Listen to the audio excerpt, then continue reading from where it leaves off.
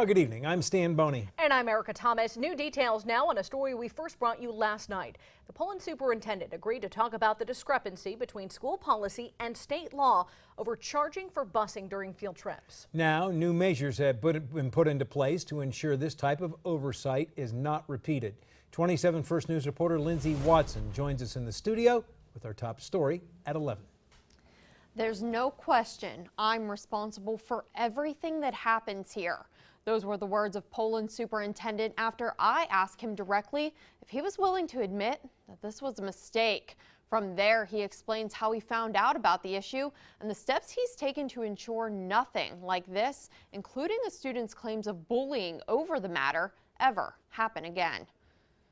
And the oversight falls directly here. I mean, there's no question. I'm the district superintendent. That's the apology from Poland Superintendent David Janifay after a policy oversight was brought to his attention within the last few weeks. It was brought to our attention from the state transportation department, who had called our transportation supervisor. So the transportation director notified the principal of the building of which both trips were being scheduled. The principal then came and spoke to me. However, students did get to take one of the two field trips in question.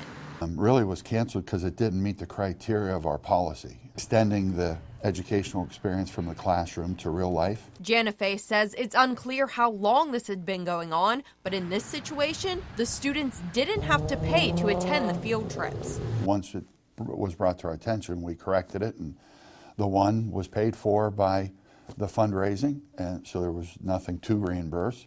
The second one wasn't taken, so we didn't collect any money.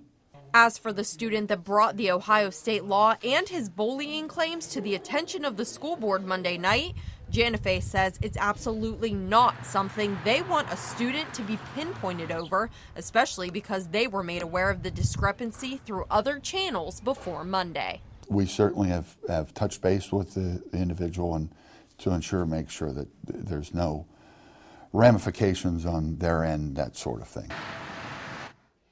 Now, with 2 weeks remaining in the year, school officials say they will continue to make sure that all students receive the out-of-the-classroom experience of educational field trips, so long as the funding and criteria match school policy.